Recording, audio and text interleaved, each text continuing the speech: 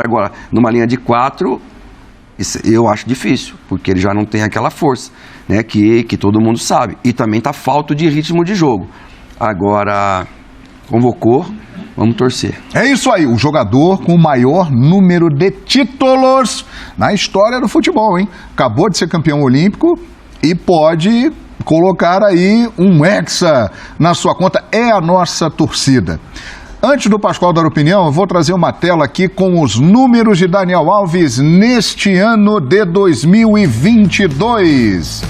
Olha aí, no Barça, 17 jogos, 1 gol, 4 assistências, participou de 8 construções em gols. Aí, na metade do ano, né, um pouquinho antes da metade do ano, ele saiu, aí foi pro Pumas. 12 jogos, não marcou, fez 4 assistências e participou de 2 construções em gol, ali ações com bola, passes certos, chances criadas, ações defensivas, posses recuperadas, jogos como lateral e como ala e todas as médias por jogo. Por clubes, Oswaldo Pascoal, foi isso que fez Daniel Alves no ano de 2022. Bem-vindo, mister! Tudo bem, João? Um abraço pra você. Aê, Djalminha! Silas. Eu gosto quando eu fico assim, depois eu vi Djalminha, Silas. Boa! Os caras assim, porque eu já chego preparado, entendeu? Pro trampo, né? Eu gostaria de dizer o seguinte. Daniel Alves na seleção brasileira. Toda convocação de seleção tem a cota do treinador. Esse aqui eu vou chamar porque eu quero chamar. Toda convocação de seleção brasileira tem. Não tem conversa pra boi dormir. Esse aqui eu quero. Eu preciso dele. Tá? É a cota, cota pessoal. A cota pessoal do treinador. E entra o Daniel Alves na cota pessoal do treinador. Muito embora ele tenha dito que não. Que todos referendaram. É aquele negócio. Eu quero o Daniel Alves. Eu também, professor. Entendeu? Eu também quero. Ele é o Tite, é o técnico da seleção. Todos referendaram. Foi o que ele disse na entrevista coletiva. Se você analisar os pontos que o Tite disse... Tem um detalhezinho em cima disso aí que depois eu conto. Até, irmão, você pode falar, eu permito referências. Todos referendaram? Neymar referendou. Tem isso? Tem. Todo mundo sabe da história que Neymar e Daniel Alves têm juntos. Eles jogaram juntos muito tempo, conquistaram muita coisa, se dão muito bem, são muito amigos, né?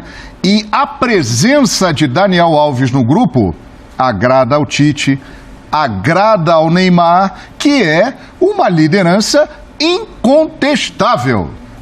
Então, a presença de Daniel Alves lá tem também a chancela de Neymar Júnior. Professor, pode convocar, que é uma boa, é nosso. Bom, e o Tite em alguns momentos, eu quero dizer, antes de mais nada, quero dizer que eu aprovo o Tite na seleção brasileira. Acho que o trabalho dele na seleção brasileira é muito bom.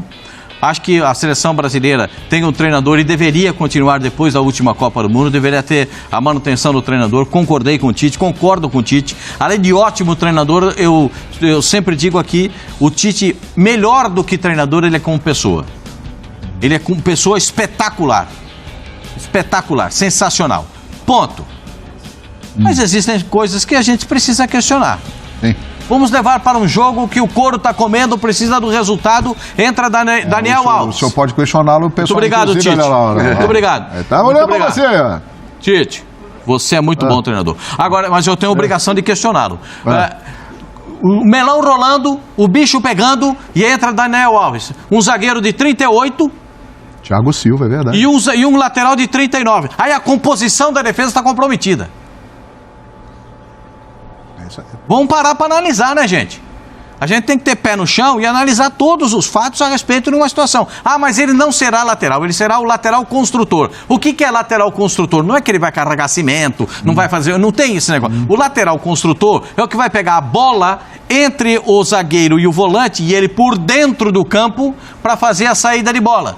Por quê? Porque o Brasil usa os extremas. Hoje o Brasil, de um ano para cá, mudou a característica de jogo da seleção brasileira.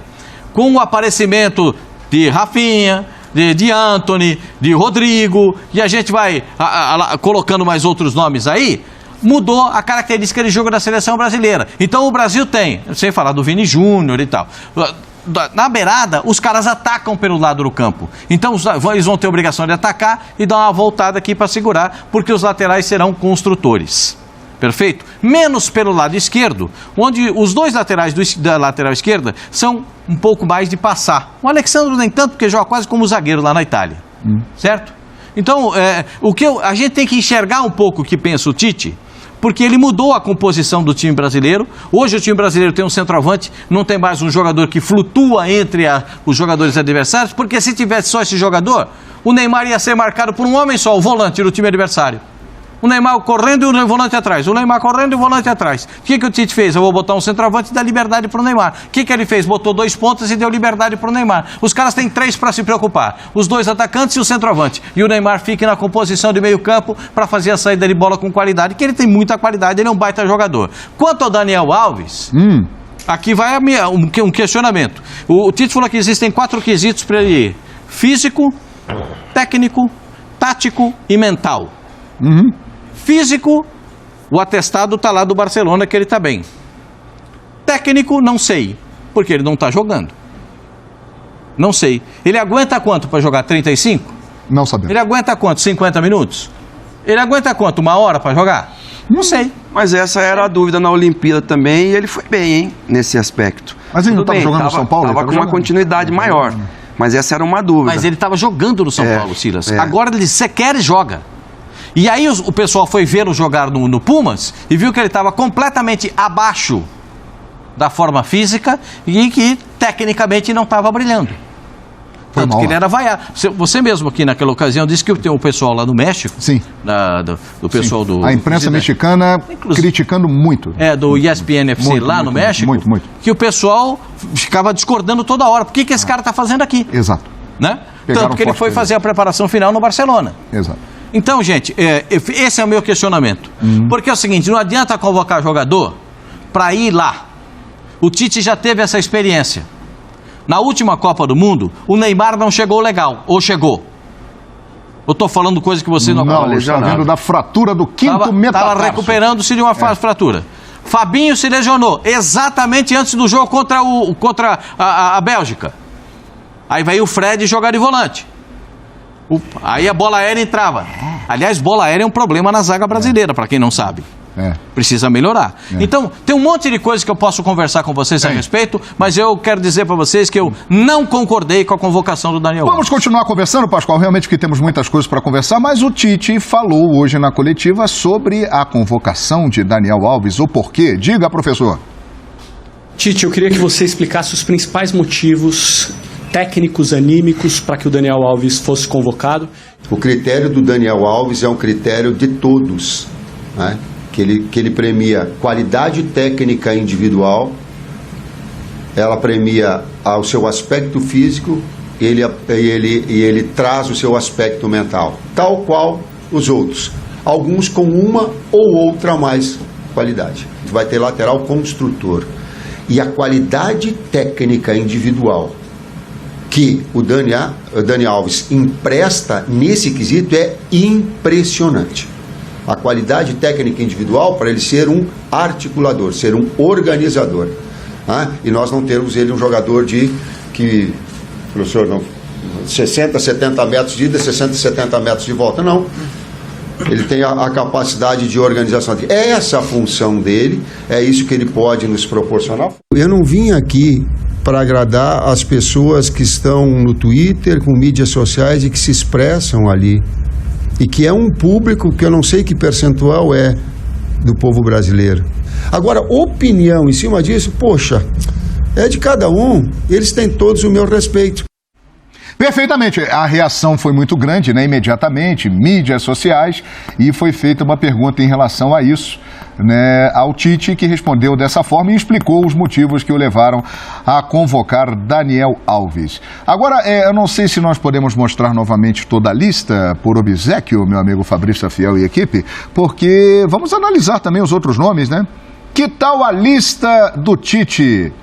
Além de Daniel Alves, os nomes convocados, faltou alguém? A lista era essa mesmo, a gente vai mostrando aí para vocês. Djalminha, e a lista, hein?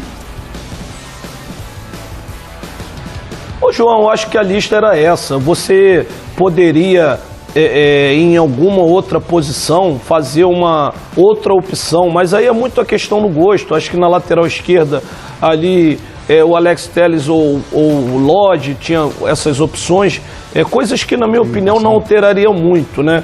E assim, eu acho que essa reta final, uma outra convocação, acho que essa da lateral esquerda é uma coisa que poderia acontecer, mas não vai mudar, ninguém vai contestar isso. Mas em relação à teórica, né, vaga aí do Coutinho, que ela sobrou, aparentemente o Coutinho seria convocado, parece que entrou o Martinelli nessa lista, que não estava. Então, assim, eu acho que poderia dar uma oportunidade. O Gabigol, de repente, tem mais idade, está na frente, assim, teoricamente, no futebol do Martinelli, mas é uma opção. Então, assim, o Tite optou por ter esses extremos. Ele está muito fixado nisso. Então, você tem 3 opções pela direita, né, que é Rafinha, Antony e Rodrigo, e você tem 2 pela esquerda, que é o Martinelli e o Vinícius Júnior, sendo que Richarlison pode jogar por ali, Neymar pode jogar por ali, ou seja, ele priorizou muito esse tipo de jogador. E o Gabigol, eu acho que ele não se enquadraria nesse extremo. Ele teria que jogar o Brasil para jogar com o Gabigol entrando no jogo. O Brasil teria que jogar de outra forma, porque o Gabigol não é esse extremo e não está jogando do 9-9. Então, assim, poderia ter a opção do Gabigol muito em função do Gabigol ser um cara decisivo.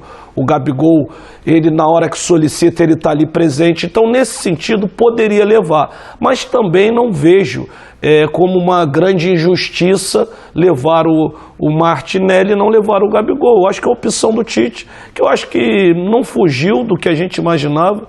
E com exceção aí do Daniel Alves, que realmente tem algumas controvérsias, eu acho que todos os outros jogadores era o que a gente esperava. Boa, Djalminha. Pascoal, faltou alguém?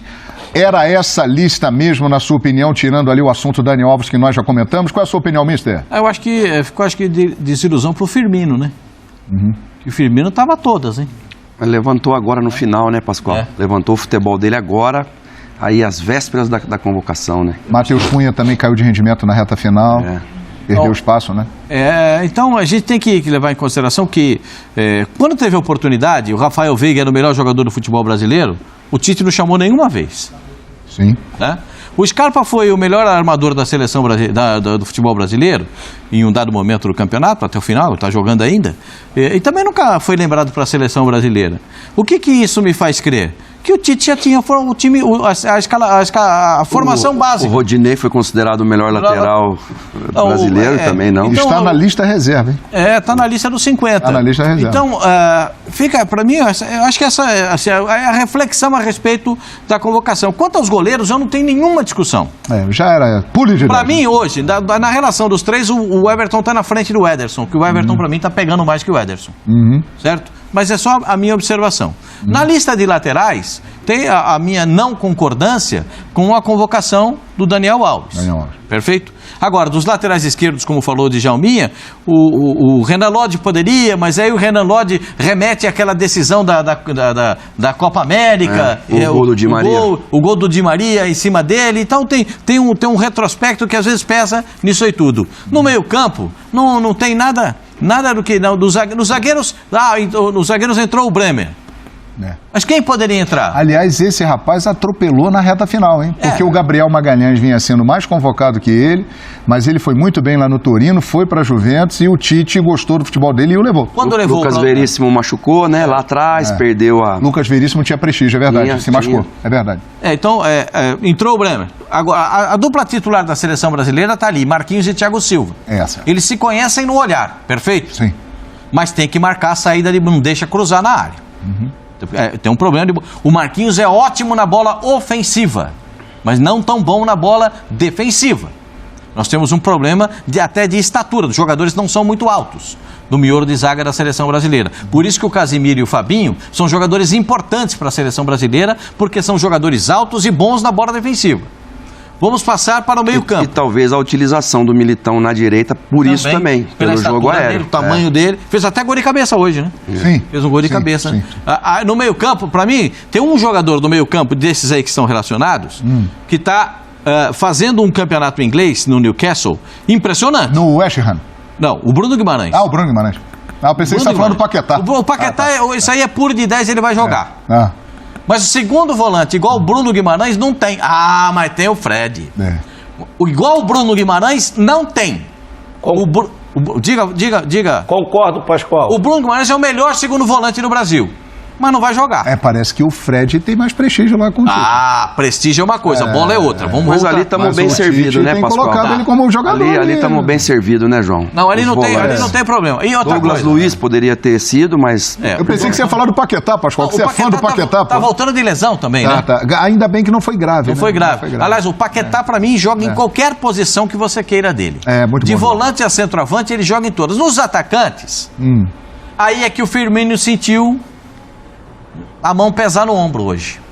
Quando o Firmino viu a convocação, eu acho que bateu uma decepção.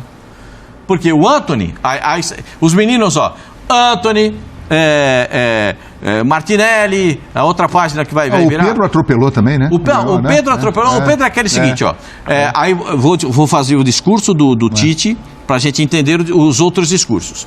Tite e o Pedro. O Pedro precisa jogar. Começou a jogar, foi. Eu preciso ver o Pedro jogando.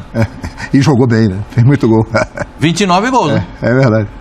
Tem gol, é gol pra tudo quanto é canto. É verdade. No mesmo número de gols de um companheiro dele do lado do ataque dele, mas isso é uma conversa para daqui a pouco.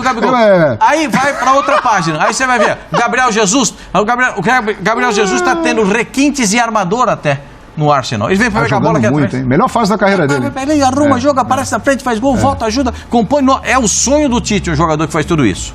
Multifunção. Rafinha apareceu nesse último ano da seleção. Muito Rodrigo bem. apareceu nesse último ano. Vinícius Júnior.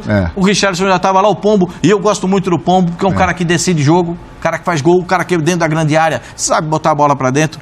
E esses meninos do lado do campo é que farão diferença para a seleção brasileira. E são bons, hein? Por quê? Porque eles vão dar liberdade pro cara que sabe jogar, o cara que tem genialidade, o melhor jogador do futebol brasileiro, que é o Neymar. É verdade. Nós temos que ser mais curtinho hoje, que o programa é mais curto, com muitos assuntos. Ô Silas, e a sua opinião sobre a lista, hein?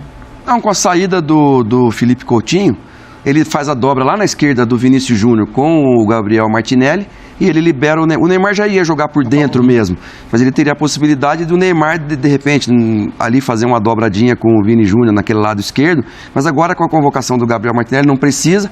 E no centroavante, ele tá cheio de gente muito boa e vai ser briga por rendimento. Ele mesmo falou na entrevista hoje, eu vou tirar um jogador, colocar outro com característica diferente, na mesma posição, Rafinha e Antony com as mesmas funções, talvez o Rafinha com um pouco mais de gol do que o Antony com muita categoria no mano a mano para tirar um jogador, amarelar um jogador. Rodrigo foi convocado pelo que está fazendo. Não acredito que vai jogar de centroavante na seleção brasileira. No Real Madrid sim, quando o Benzema não está, mas na seleção brasileira vai brigar ali, mais do lado direito até. E o Everton Ribeiro entra como aquele segundo armador junto com o Neymar. Não de titular, digo, mas ali vai ter um jogador que, no caso, ele não tem um cara para armar o jogo, ele tem o Everton Ribeiro também. E o Lucas Paquetá sobrando, né? Espero que ele se recupere bem. Mas, ô Silas... Fala, Dija.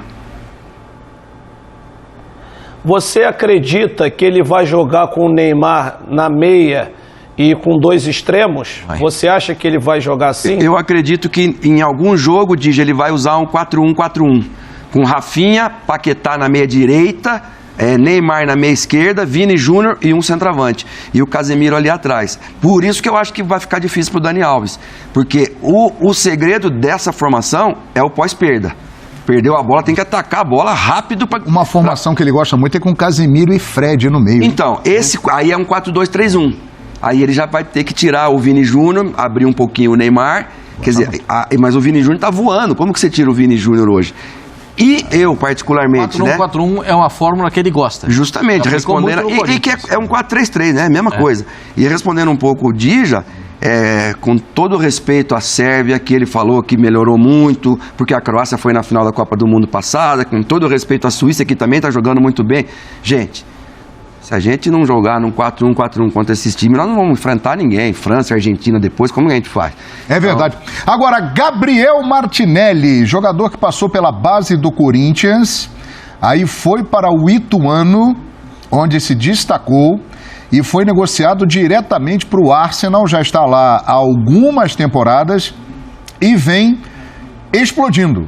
Quem acompanha a Premier League e a Europa League aqui na ESPN vê que o Gabriel Martinelli vem jogando um bolão. É um jovem jogador muito talentoso.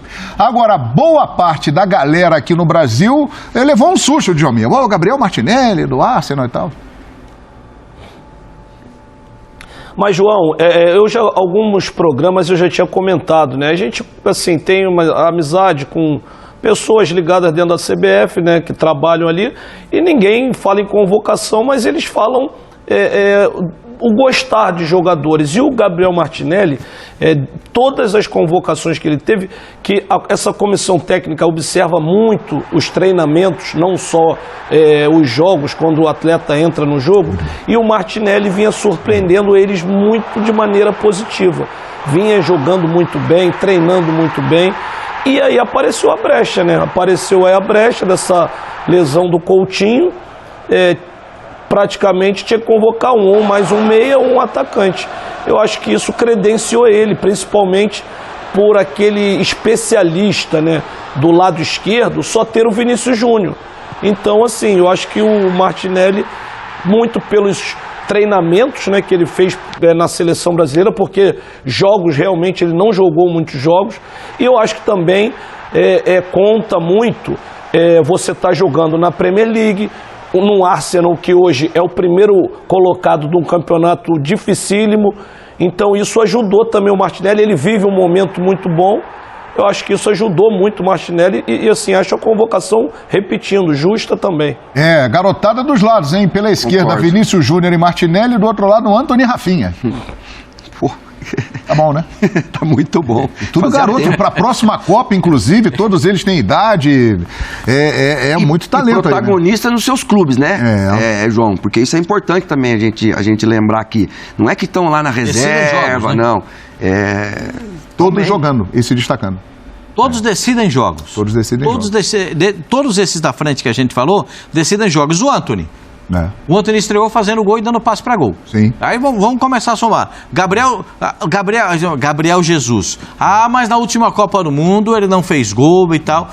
Mas o Tite disse, ele cumpriu exatamente o que o Tite queria. A minha opinião. Teve um pênalti escandaloso em cima do Gabriel Jesus. Company. Do Company da Bélgica. Contra a Bélgica, aquilo é pênalti aqui em Aldebaran, em Marte, em Vênus, em qualquer lugar do planeta, aquilo é pênalti, mas aquele dia não Você foi. viu o que o árbitro disse? Hã? Que a bola ia sair pra linha de fundo, que ele não ia Foi conseguir isso, né? pegar a bola. Ali, ó, segue o jogo, né? Segue o jogo, meu senhor. Então, tem coisas que a gente tem que fazer. O Gabriel Jesus, hoje, não é aquele Gabriel Jesus da última Copa do Mundo. Mudou de clube e mudou de função. Mudou de clube e cresceu na profissão. Ele é um baita jogador que vai pegar a bola no meio do campo, arruma a jogada, aparece no ataque para finalizar, está fazendo um papel muito bonito e eu acho que deve fazer um E papel também bonito. não tem a sombra do Agüero, que já aposentou. Já foi embora. Agora, já que o assunto é Gabriel, vamos olhar para lá. Bota aqui do outro lado aqui, produção. Martinelli, tirou? Martinelli tá ali, Mas ó. vamos botar o Gabigol ali, porque o assunto é Gabigol. O assunto é Gabigol. Gabigol é um injustiçado na seleção brasileira ou não? Ele realmente não tinha que estar nessa lista da Copa do Mundo? Essa pergunta ela tem que ser feita porque é outro assunto que hoje domina os comentários aí do Brasil, igual o do Daniel Alves. Gabigol é um injustiçado, Djalma? Ele deveria estar lá, não foi ou não? Tá correto ele não ir? Não, João, assim, eu acho injustiçado é uma palavra muito forte, até porque o Gabriel Jesus ele teve oportunidade na seleção brasileira. Ele jogou, participou de 8 jogos. Acho que dos convocados, dos não convocados, ele é o que mais jogou assim nas eliminatórias. Ele teve suas oportunidades, só que não realmente quando jogou pela seleção, não foi o Gabigol. principalmente que ele é hoje, né? Porque hoje ele é um jogador muito mais completo, ele não é só esse jogador que fez esse gol aí de só empurrar a bola para dentro, não. Ele hoje participa muito mais, mas ele não participou dessa maneira na seleção brasileira.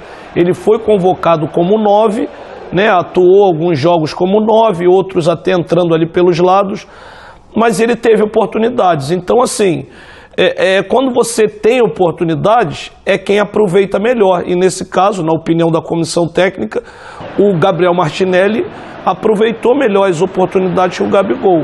Agora, se tivesse levado o Gabigol e não tivesse levado o Martinelli, ninguém também ia estar contestando por que não levou o Martinelli. Entende? Então, assim, injustiça? Não. Mas se levasse um e não levasse outro, ninguém iria criticar também o Tite por isso. Perfeito. Gabigol deveria estar lá? Silas e Pascoal, qual a opinião de vocês? Não, o Gabigol é um caso muito particular, né? O Gabriel, centroavante, era o que o Tite tinha convocado para a seleção brasileira, perfeito? O Gabriel, ponta de lança, não foi convocado para a seleção brasileira. Ele foi convocado, às vezes que foi convocado para a seleção do Brasil, como centroavante. Quando ele muda de função, Pedro é o centroavante e ele é o homem da articulação, talvez aí o treinador tenha visto que nessa função existem outros jogadores que possam fazer a função e não o Gabriel. Então eu acho que caminhou muito mais por esse lado. Não o lado do centroavante, o lado do articulador. Aquela entrevista que ele deu pro Zinho, depois do jogo do Flamengo contra o Atlético Paranaense, na decisão da Libertadores da América, eu acho que ficou bem configurada essa minha visão. Porque ele está gostando de fazer isso, está indo bem, está aprovando, mas parece que nessa função que ele está exercendo, para o Tite existem outros jogadores que podem fazer. É verdade. Está lá o Gabigol, que é novo ainda. O Gabigol tem 26 anos, ainda tem chance de disputar uma outra Copa do Mundo, com certeza. E aí, Silas? Tinha que estar lá, homem ou não? Eu acho que tem um histórico, assim, nem recente, né? De 2016, por exemplo, quando o Brasil foi campeão olímpico aqui, no Maracanã, ele saiu, né, do time, ele jogava titular, ele perdeu a vaga, não sei se foi para o Alan Patrick, para quem foi que ele perdeu a vaga no time titular, porque se reclamava que o Gabigol não tinha a volta. Né? Mas ele jogava, como o Pascoal falou, mais adiantado, e eu acho que essa mudança de posição durou muito pouco tempo. Se ele tivesse jogado mais tempo nessa função de armador, onde ele pega mais na bola, onde ele cria mais. Do Bruno Henrique, né? Justamente, foi pós a lesão do Bruno Henrique. Ele talvez tivesse mais chance. Mas se ele é convocado hoje, a gente estaria falando, pô, mas foi convocado Gabigol e Everton Ribeiro para fazer a mesma função. E aí ficaria meio sem sentido, por quê?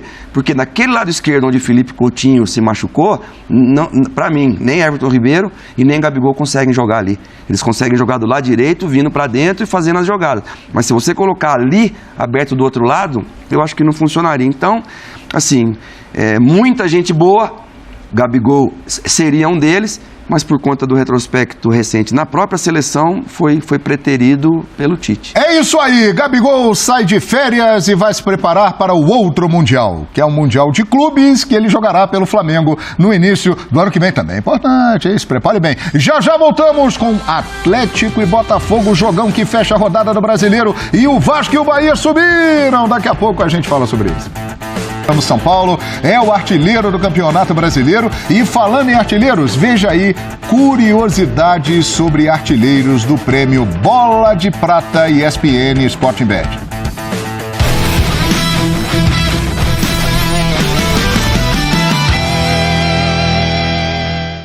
Zico, Careca, Amoroso, Edmundo.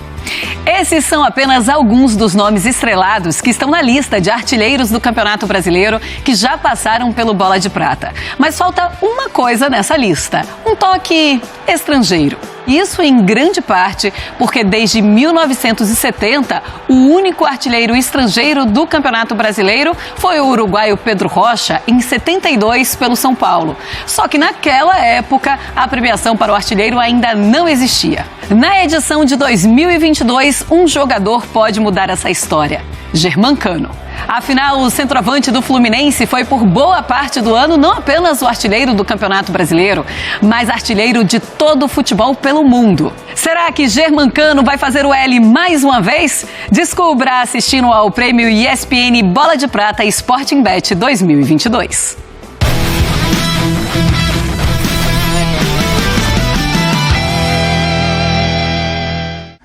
Valeu, Marcela, Rafael. E olha, hoje tem um jogão, daqui a pouco, 8 da noite, que fecha a rodada do Campeonato Brasileiro. O Atlético Mineiro e Botafogo é briga direta por Libertadores e vale tudo pela glória eterna, hein? O Galo conseguirá a vaga direta na Libertadores? Qual é a sua opinião? Hashtag ESPNFCBR. Sim ou não, hein, Silas? Se ganhar, passa o Atlético Paranaense, né? E ainda vão faltar 2 jogos. Isso. Então, hoje é o jogo, né?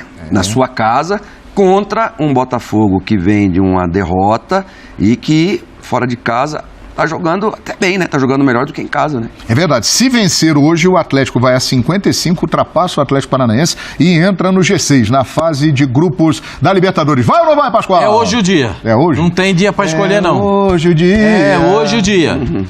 Né? Tem aquela grito da torcida alegria. Me lembrei da música, Pascoal. Quem canta não, seus hoje é males segunda-feira. Hoje é o dia do Atlético. Segunda-feira. Tem que ser hoje.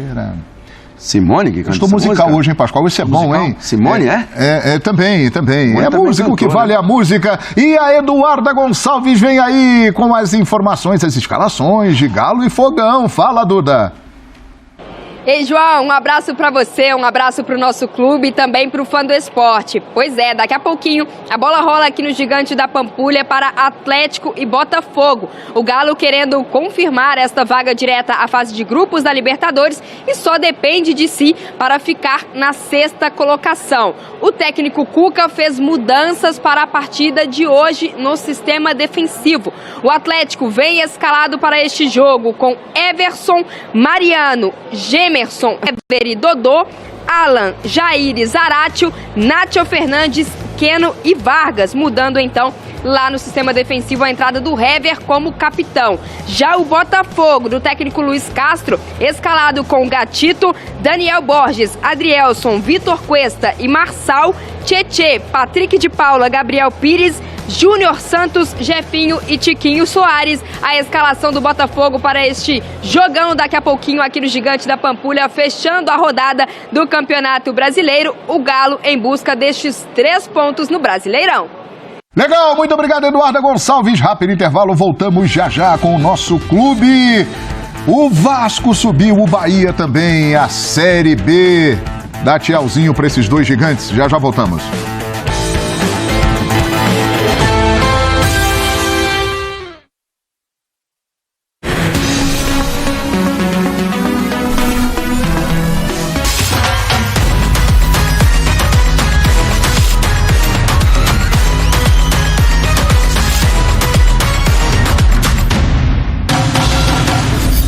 Brasil, França,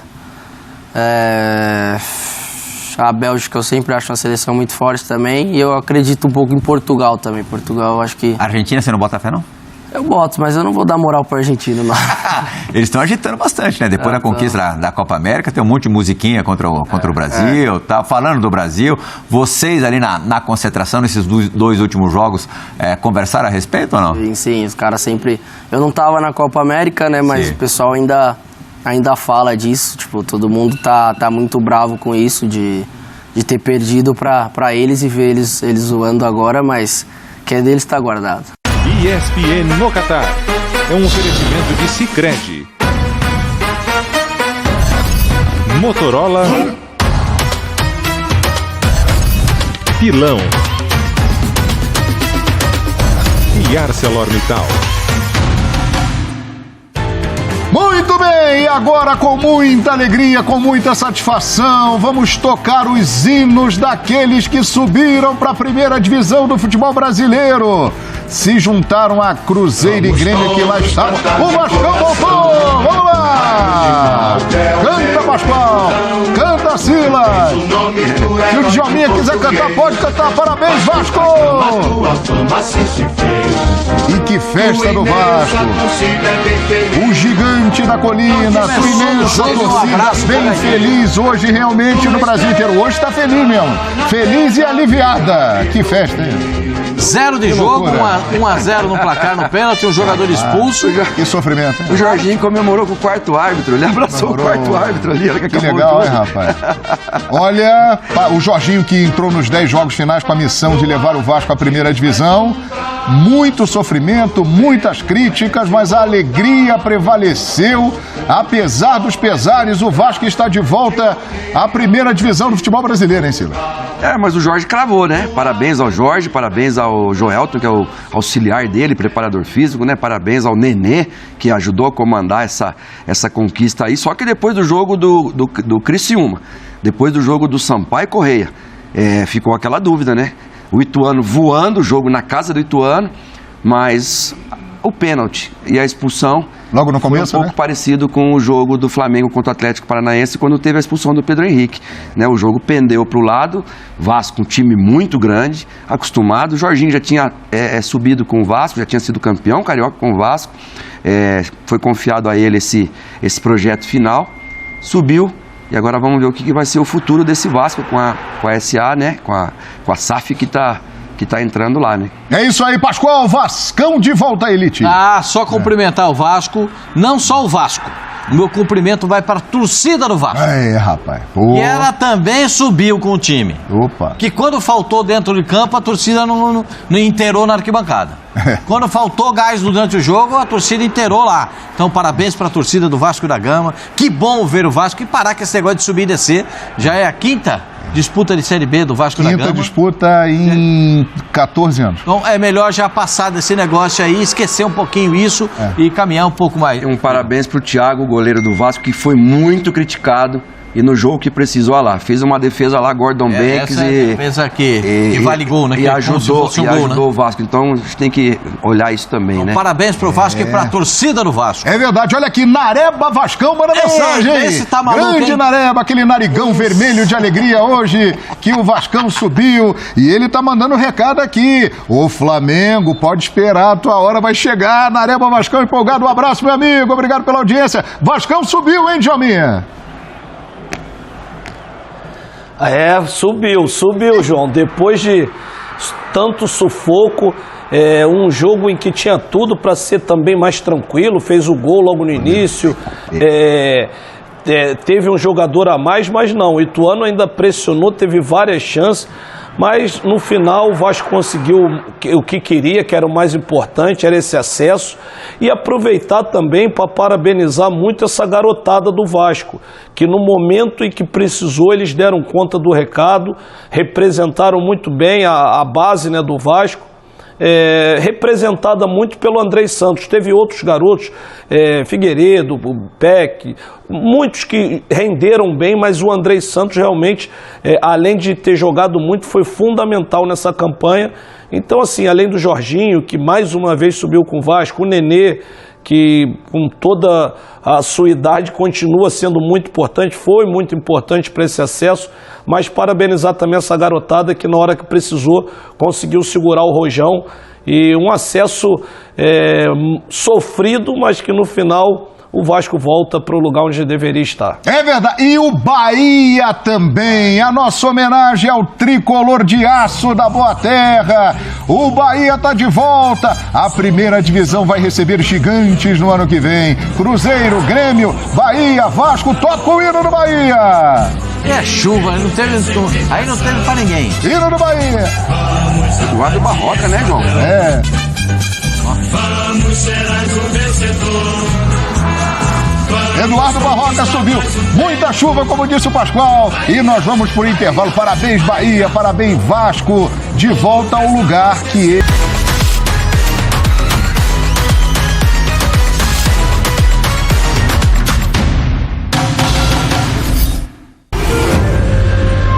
Artilheiro da Copa de 2002, Ronaldo chegou ao Mundial desacreditado. O fenômeno tinha acabado de se recuperar de uma segunda lesão no joelho. E Ronaldo apareceu com um corte um tanto quanto diferente, o cascão, o que fez com que tirasse um pouco o foco da lesão no joelho. E não é que funcionou?